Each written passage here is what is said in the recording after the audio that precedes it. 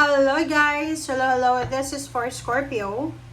Scorpio, welcome dito sa aking channel, Kapalaran 888. Welcome. Alamin natin kung anong messages, vibration, energy gabay para sa inyong lahat. This is for Scorpio. I hope na makaresonate kayo dito, Scorpio.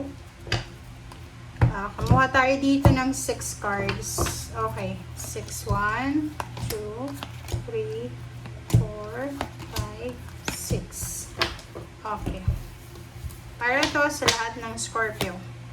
Okay. The Tower. 4 of Wands.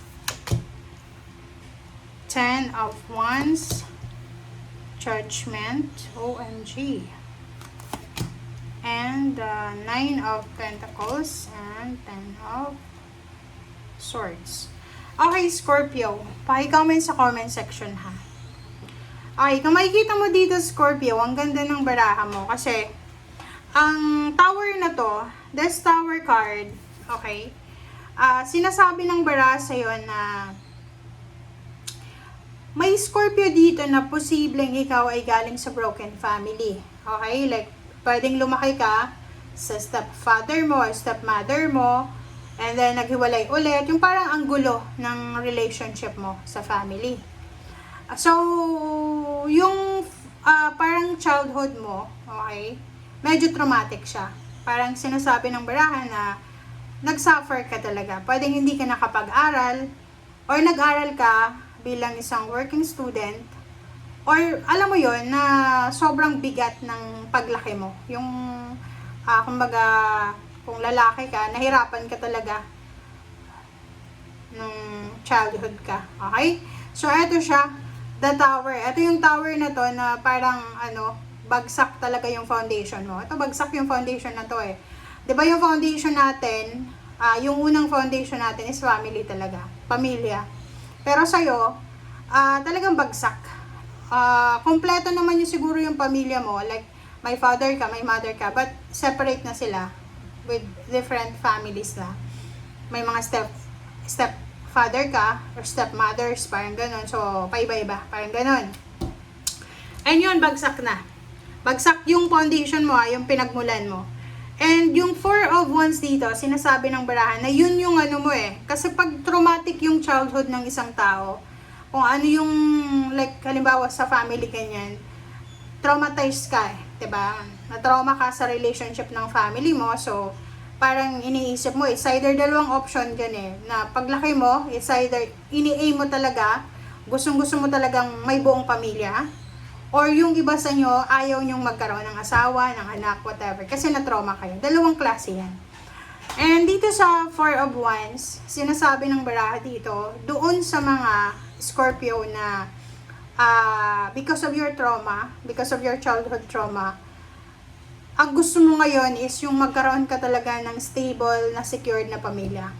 Yung halimbawa dati wala kayong bahay, nakikitira lang kayo. So ngayon, ang pinaka-focus mo talaga ay sana magkaroon ka ng bahay. May kasal ka, magkaroon ka ng pamilya, maging masaya ka, magkaroon ka ng faithful na relationship. And another hit dito, ang problema lang ng mga traumatized na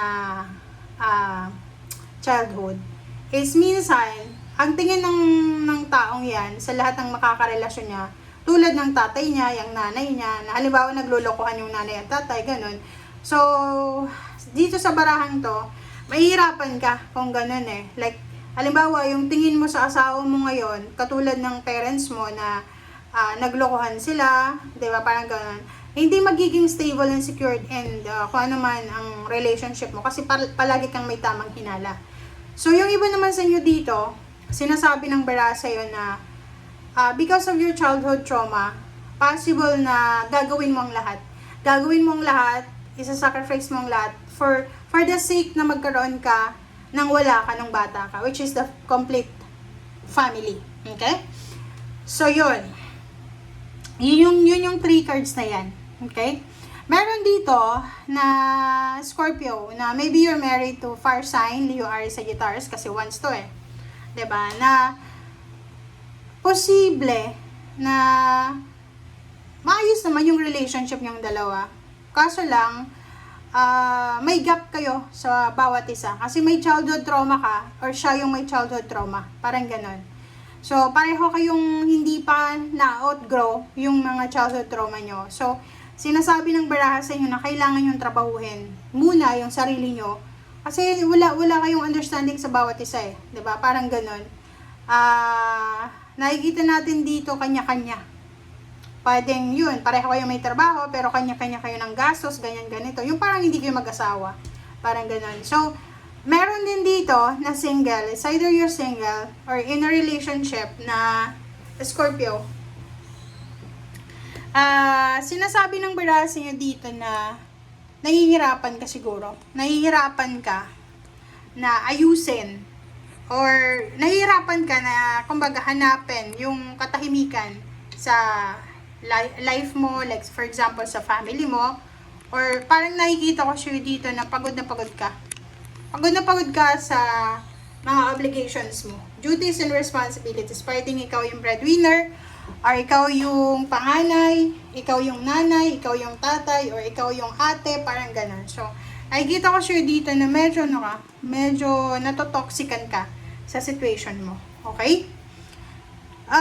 Dito naman, sinasabi ng baraha sa'yo dito na doon sa mga Scorpio, na like, maybe few years ka na nagsasuffer. Maybe you're suffering emotionally battered ka. Yung parang sinasaktan ka ba ng asawa mo, ng boyfriend, girlfriend, or family. Nakikita ko sa'yo dito na isang desisyon ang posibleng gagawin mo. And yung desisyon na yan ay makakatulong sa'yo para makaalis ka. Independence yun eh. Yung parang sinasabi ng baraha sa'yo na maglalakas loob ka na umalis sa isang sitwasyon na nakakapagod na. Okay? Lalo na sa family mo, kung breadwinner ka, syempre ikaw yung naghahanap buhay, siguro napapagod ka na. And nakikita ko sa'yo dito na isang importanteng desisyon ang gagawin mo. Masakit man siya, kasi syempre kung breadwinner ka, ikaw yung inaasahan ng family mo. But nakikita natin dito na yung desisyon na yan ay makakatulong yan sa'yo para makapagsimula ka ng maayos. Like, ang dami mo kasing kailangan i-heal sa sarili mo. Okay? And next is Nine of Pentacles and Ten of Swords. So, dito sa dalawang barahang yan, sinasabi ng baraha sa'yo na may mga pinagdaanan ka. Hindi lang love life or family life yung pinagdaanan mo. Marami kang pinagdaanan na mga financial problems, like nahirapan kang mag-apply ng trabaho, nahirapan kang mag-stay sa isang company. Parang, alam mo yun, connected pa rin yan sa childhood trauma mo. Diba? Yung parang nahirapan kang magtiwala kasi akala mo lahat ng tao sinungaling, lahat ng tao traidor, parang gano'n. So, sa barahang ito, sinasabi ng barahan na kailangan mo nang makamove on. Kailangan mong pagalingin yung childhood trauma mo. Or siguro kung ilang beses kang naloko, na-scam sa pera, sinasabi ng baraha sa'yo na kailangan mo na daw magdesisyon ngayon na para makarecover ka na emotionally, psychologically, sa kung ano man na pinagdaanan mo. Okay?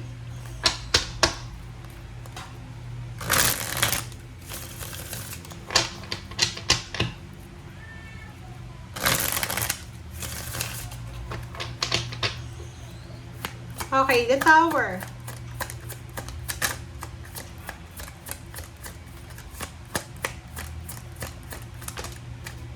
Okay. 5, the Hierophant, and Knight of Swords, the Tower. Ito yung sa Tower, guys. Ang sabi ng baraha sa'yo dito na yung foundation mo, lalo na doon sa mga hindi naging maayos yung foundation mo, yung family life, yung parents, sibling relationship. Sinasabi ng baraha sa'yo dito na wag mong aalisin sa sarili mo yung tiwala. Kasi, halimbawa, kung niloko ka ng family mo, or parang yung family mo ay hindi masyadong stable, hindi ibig sabihin noon na lahat ng tao sa mundo ay ganon. Okay? Kailangan mong lumabas dyan sa situation na yan, na isipin mo na hindi.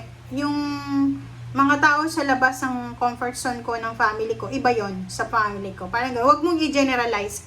Kasi pag generalize mo, mahihirapan ka na magtiwala. Dito sa barahang to, sinasabi ng baraha, huwag kang mag-alala kasi may mga tao na makakatulong sa'yo. Kung mag-extend ka or mag-approach ka sa kanila or hihingi ka sa kanila ng tulong.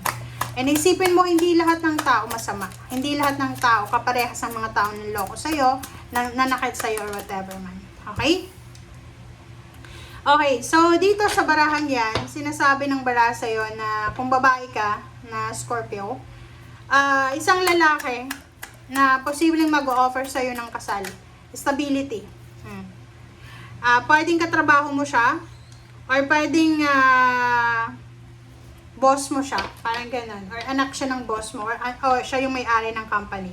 So, sinasabi ng baraha sa'yo dito na isang fire sign, Leo, Aries, Sagittarius, ang posibleng mag-offer sa'yo ng love life, mag-offer sa'yo ng trabaho, mag-offer sa'yo ng suporta.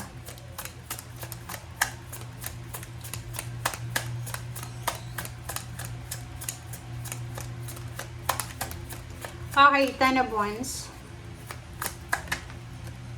Okay. 3 of Swords. Meron ditong Scorpio na pagod ka na talaga. Pagod ka na, nasasaktan ka na.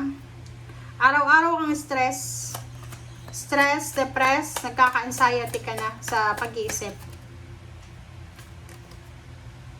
Lalo sa pera. Parang feeling ko sa'yo, ang bigat ng trabaho mo ba? Mabigat ba yung trabaho mo? Kasi kung makikita mo dito, medyo hirap ka eh. Napapagod ka na. Napapagod ka na sa pagtatrabaho, napapagod ka na sa araw-araw na ginagawa mo.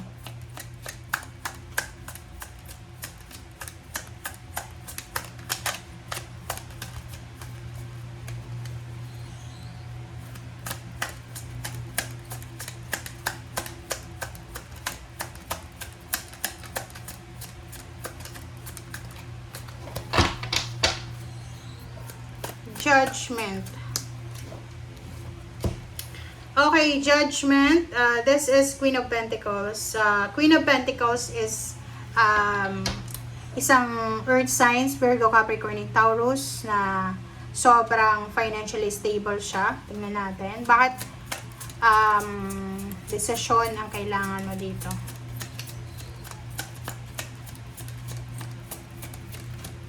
Okay, Scorpio.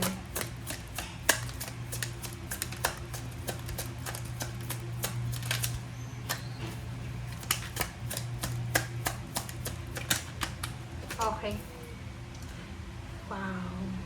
So, yun. Maganda to kasi sinasabi ng baraha sa'yo dito na isang napaka-importanting desisyon ang posibleng gagawin mo or iisipin mo. And eto ay para sa'yo. Para sa'yo to.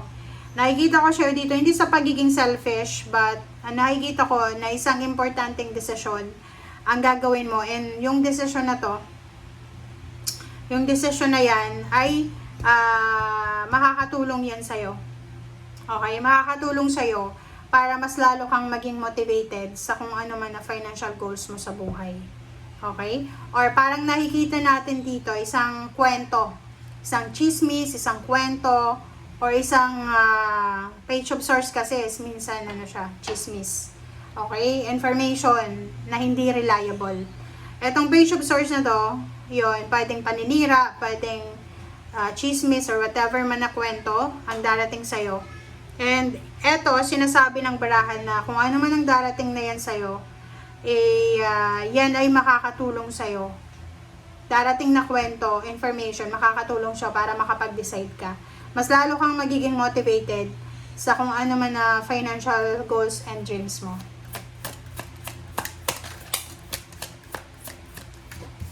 Okay. Nine of Pentacles and Queen of Wands. Wow, ang galing. So, dito sa dalawang barahang to, sinasabi ng baraha sa'yo na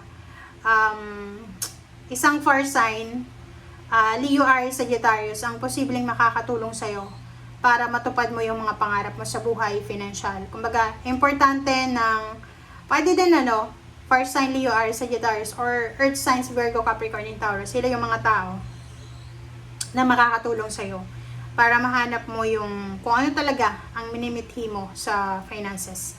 Another is nakikita ko sa'yo dito, this is financial freedom. Okay? Sinasabi ng bara sa'yo dito na kung ano man yan na ginagawa mo sa ngayon, kailangan mo daw na i-pursue kung ano man yan. Kasi yan yung magdadala sa'yo ng financial freedom. Okay, let's check. Sabi na eh. Pera din to eh. So, sinasabi ng bara sa'yo na continue lang, kung ano, keep going lang, Scorpio. Tiyaga, patience ang kailangan mo. Kung gusto mo daw na makalaya sa finances, magkaroon ka ng financial independence or freedom, gawin mo lang kung ano yung ginagawa mo siya ngayon. Okay? Kasi may enjoy mo yan. Lahat ng blessings na yan, may enjoy nyo after. Okay?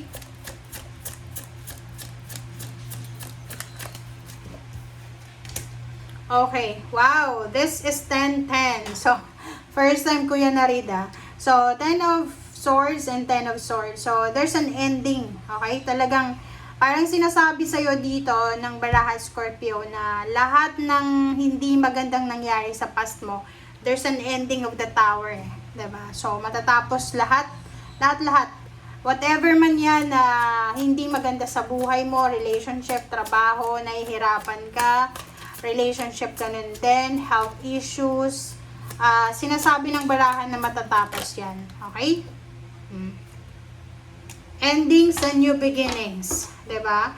Makakatanggap ka ng balita, ng letter, ng invitation, or any communication na posibleng magdadala sa'yo ng closure, ng endings. Pwedeng nakikita ko sa'yo dito na yung kino-contemplate mo na breakup, yung kino-contemplate mo na pagre-resign, or kung ano man yan na endings na yan, ay posibleng ipupurso mo na talaga because makakatanggap ka ng confirmation ngayon. So, makakapag-decide ka kasi na-confirm na. Okay? Thank you guys. Bye!